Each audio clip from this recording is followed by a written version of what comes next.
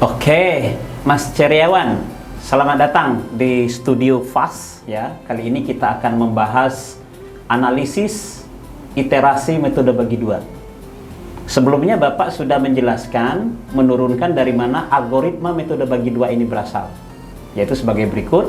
Untuk N sama dengan 1, 2, 3 dan seterusnya, iterasi ke N-nya kita ambil adalah sebagai berikut: Pn setengah dari AN plus AN, yaitu titik tengah atau midpoint interval AN BN, interval yang memuat akar. Nah, ini syaratnya atau cara pengambilan subinterval yang memuat akar. Ini syaratnya ya. Nah, permasalahan di sini adalah sampai kapan kita harus melakukan iterasi ini. Spesifiknya seperti ini. Misalkan saya berhenti pada iterasi ke N, misalkan pada iterasi ke 10, bisakah saya memperkirakan akurasi daripada aproksimasi akar yang saya peroleh? Ya, akurasi itu artinya selisih atau jarak antara aproksimasi dan eksaknya. Bisa Mas dijelaskan? Bisa. Oke, silakan. Oke, baik. Kita akan menjelaskan permasalahan yang pertama, yaitu bagaimana cara kita mengestimasi galat daripada aproksimasi metode bagi dua. Misalkan, oke, ini saya gambar dulu ya. Di sini kita punya interval dari A sampai B, interval yang memuat akar.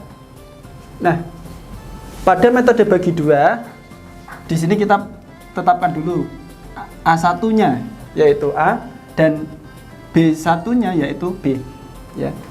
Iterasi yang pertama metode bagi dua, di sini misalkan akar eksaknya ya, yaitu P, misalkan terletak di sini. Untuk iterasi yang pertama, di sini kita peroleh nilai P1 ya, yaitu titik tengah pada interval A1 B1. Oke, oleh karena itu jika kita lihat jarak antara P1 dengan P tentu tidak akan melebihi setengah dari pada panjang interval A1 B1. Jadi pastilah ini akan kurang dari atau sama dengan setengah dari panjang interval A1 B1, yaitu B1 dikurangi A1. Ini iterasi yang pertama. Lalu sekarang kita coba lihat iterasi yang kedua. Karena subinterval yang memuat akar berada di kiri ya, maka kita di sini ambil A2-nya yaitu A1 dan B2-nya yaitu P1. Oke, di sini letak akarnya, P-nya eksak. Nah, iterasi yang kedua akan menghasilkan nilai aproksimasi P2, yaitu di mana P2 adalah nilai titik tengah pada interval A2 B2. Ya. Kalau kita perhatikan jarak antara P2 dengan P pastilah tidak akan melebihi setengah daripada panjang interval A2 B2. Jadi di sini P2 dikurangi P pastilah kurang dari atau sama dengan setengah panjang interval A2 B2, yaitu B2 dikurangi A2.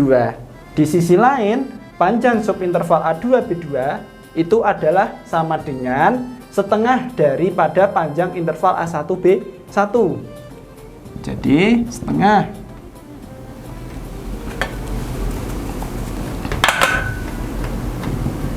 B1 dikurangi A1.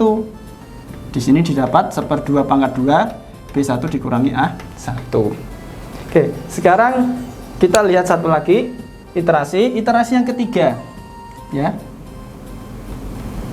Kita ambil A3-nya yaitu A2 dan B3-nya yaitu P2 karena posisi akarnya berada di subinterval yang di sana, ya. Kita perhatikan.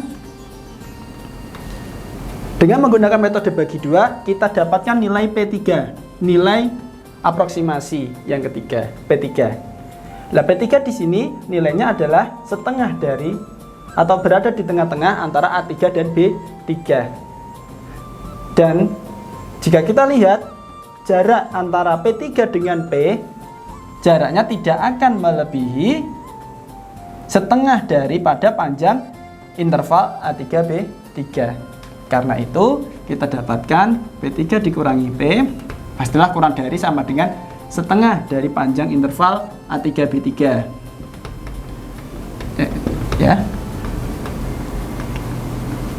Di sisi lain A3B3 itu panjangnya sama dengan setengah dari A2B2, setengah panjang interval A2B2, ya, sama dengan setengah B2 dikurangi A2. Di sisi lain panjang interval A2B2 itu sama dengan setengah panjang interval A1B1. Jadi di sini kita dapatkan 1, yaitu 1/2 pangkat 3 B1 dikurangi A1, dan seterusnya. Sehingga jika kita melakukan iterasi metode bagi 2 ini sampai iterasi ke n, ya, maka nanti kita dapatkan, kalau kita lihat polanya ya, Pn dikurangi P pastilah kurang dari atau sama dengan 1/2 pangkat n dikali B1 dikurangi A1. Tadi kita lihat A1-nya ini diambil A dan B1-nya itu B, maka di sini kita dapatkan Pn dikurangi P mutlaknya tidak akan melebihi atau kurang dari sama dengan 1/2 pangkat n dikali B dikurangi A. Oke, terima kasih Mas Cherry, sebuah penjelasan yang sangat bagus sekali. Berarti dia tidak berpengaruh terhadap fungsi F yang diberikan pada persamaan tak linear tersebut. Seandainya persamaan tak linear ini didefinisikan pada interval 1 sampai 2 dan saya mau berhentinya pada iterasi ke-10, seperti apa kualitas daripada aproksimasi akar saya tadi? Coba berikan contoh, Mas. Oke. Kita perhatikan di sini kembali ya. Misalkan di sini iterasinya sampai langkah ke-10. Berarti n besarnya 10. Kita perhatikan, maka nanti galatnya yaitu P10 dikurangi P tidak akan melebihi atau kurang dari sama dengan 1/2 pangkat 10 dikali B dikurangi A. Ya, B-nya tadi panjang intervalnya dari 1 sampai 3. Maka B-nya yaitu 3 dikurangi A-nya 1. Yang tak lain 1/2 pangkat 10 dikali 2. 1/2 pangkat 9, yaitu sekitar berapa itu? 1/512, sekitar 0,0019 sekitar itu ya. Sekitar 0,0019. 0,0195 dan seterusnya. Oke. Jadi saya bisa memperkirakan ya kualitas aproksimasi ke-10 walaupun eksaknya saya tidak tahu ya. Benar. Oke. Baik, pertanyaan kedua ini saya balik. Seandainya saya menginginkan toleransi tertentu, saya mau kualitas aproksimasi saya selisih dengan eksaknya tidak lebih dari sebuah toleransi. Bisa kita katakan tol, bisa kita katakan epsilon. Itu bilangannya sangat kecil, katakan 0,01. Oke, paham ya maksudnya? Nah, pada iterasi berapa saya harus berhenti untuk mendapatkan aproksimasi akar yang kualitas atau spesifikasinya seperti itu? Silakan. Oke. Nah, di sini misalkan diambil toleransinya yaitu suatu nilai tertentu ya. Oke, katakanlah tol aja lah nilainya. Oke. Tol ya, suatu nilai tertentu. Nah, di sini permasalahannya adalah kita akan menentukan banyaknya iterasi sedemikian sehingga galat aproksimasi metode bagi 2 ini akan kurang dari toleransi. Oke. Nah, permasalahannya adalah ini. Oke.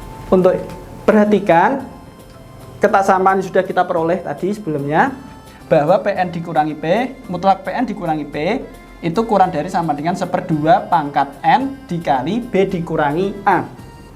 Nah, di sini kita inginnya